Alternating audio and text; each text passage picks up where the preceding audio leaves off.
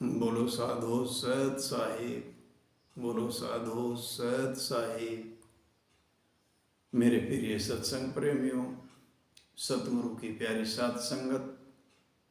आज का विषय है ध्यान नहीं करोगे तो कुत्ते की मौत मरोगे।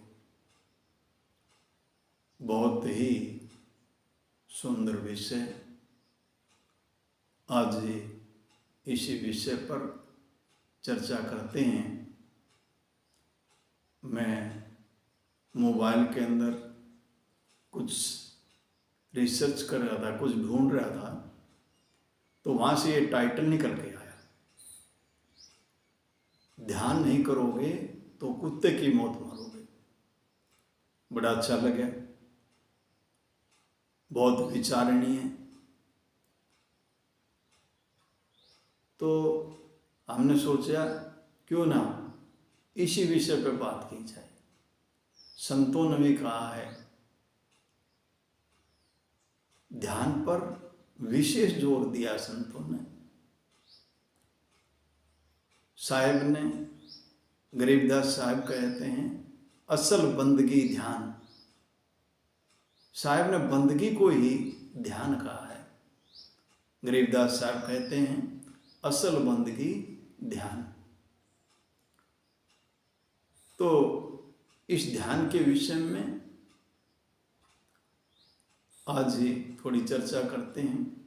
गरीबदास साहिब तो यहाँ तक भी कहते हैं,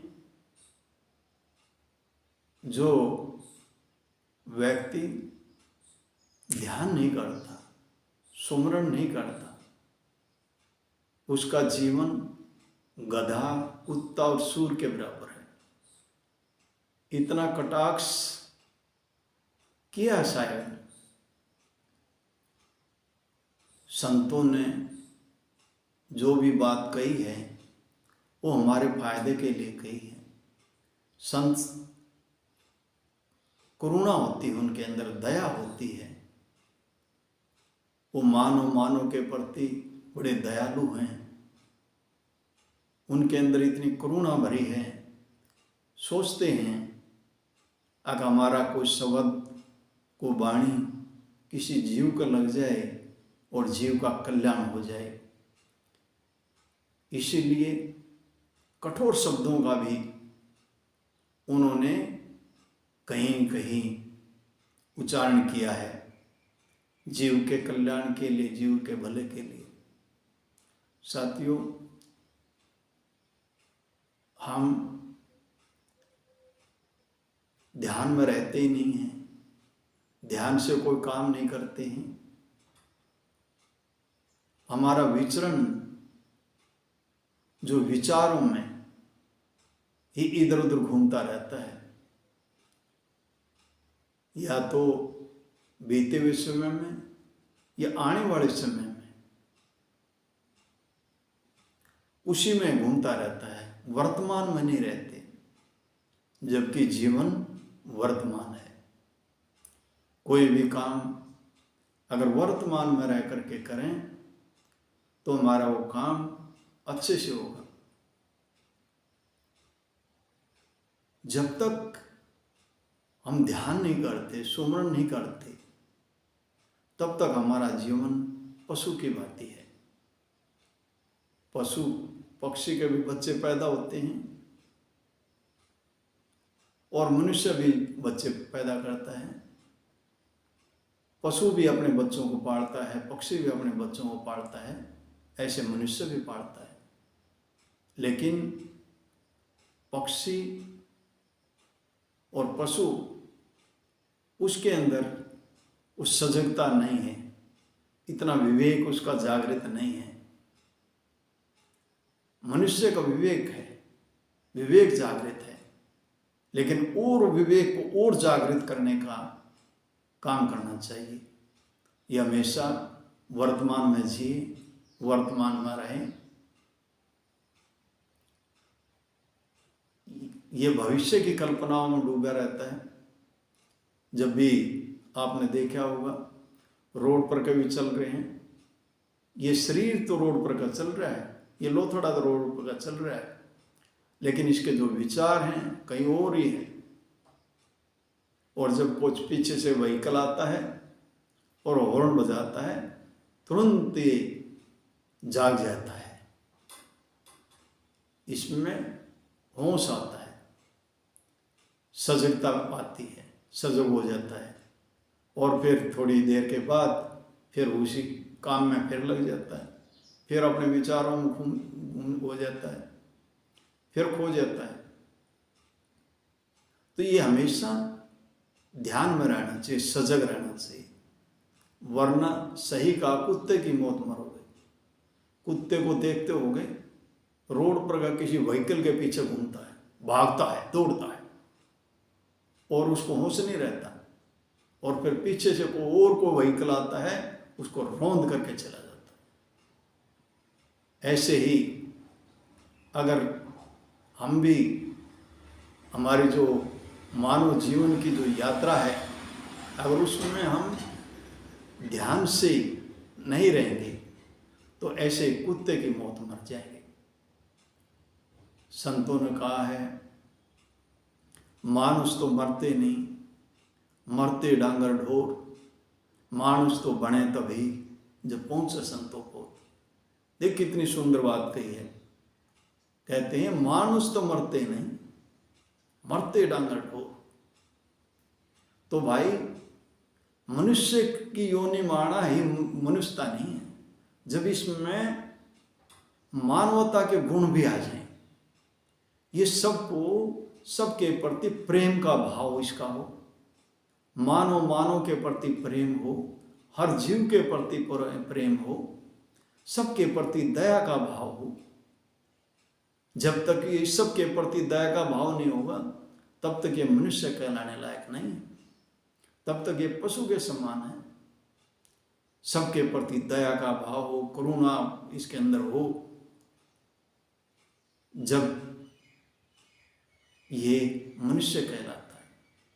तो संत सही कहते हैं, मानुष तो मरते नहीं, मरते संतों को, और मरते डांगर ढोर। तो जब तक इसके अंदर दया नहीं है, करुणा नहीं है, शील स्वभाव नहीं है, जब तक इसके अंदर अज्ञानता है, तो ये पशु के समान है।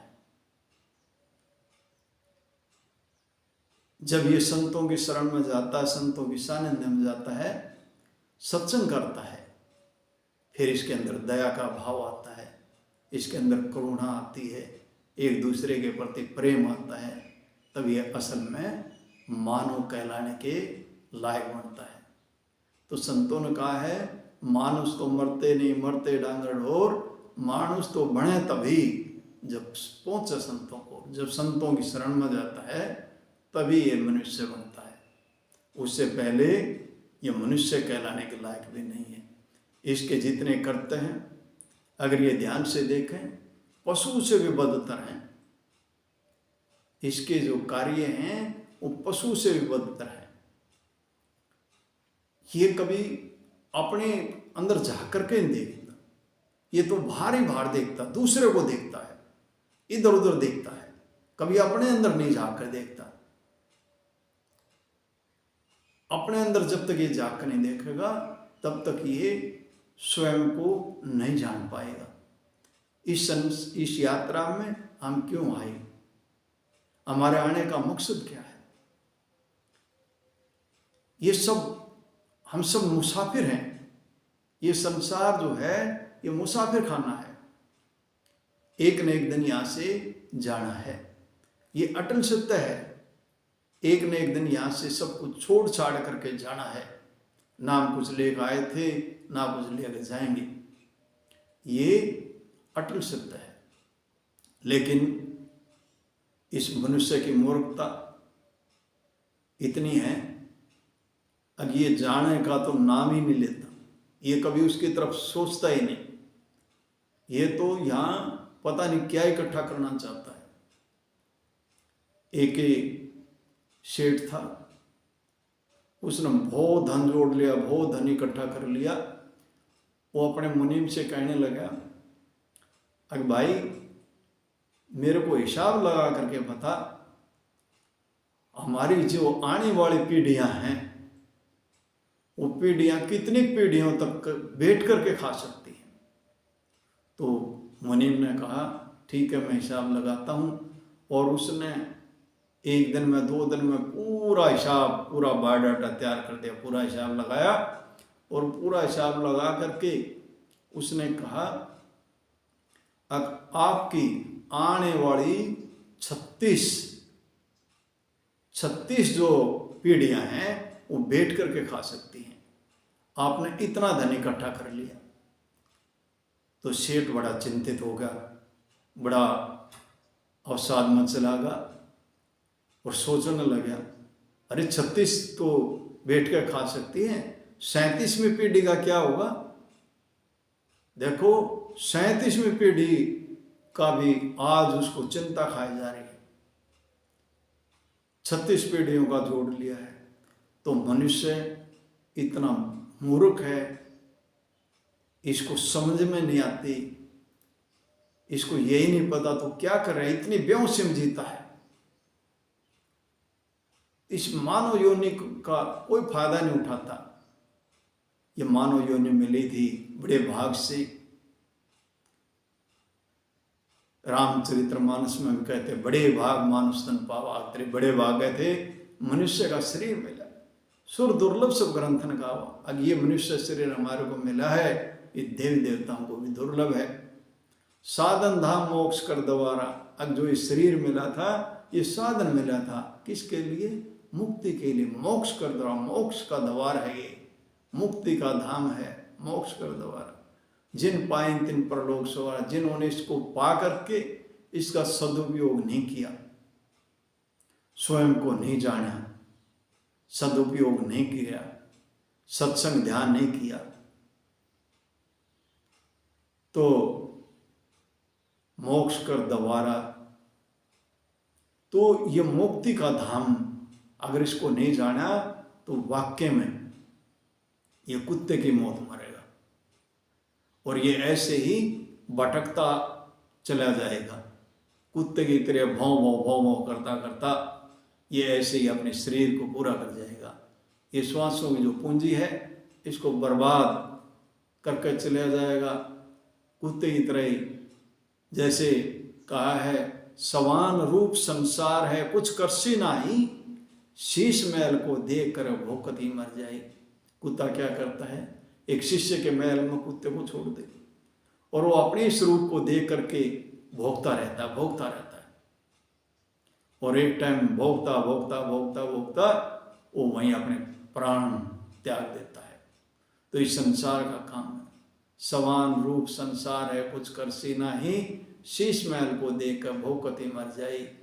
ये कभी भी इसके अंदर संतोष, शांति, दया, करुणा आती नहीं है।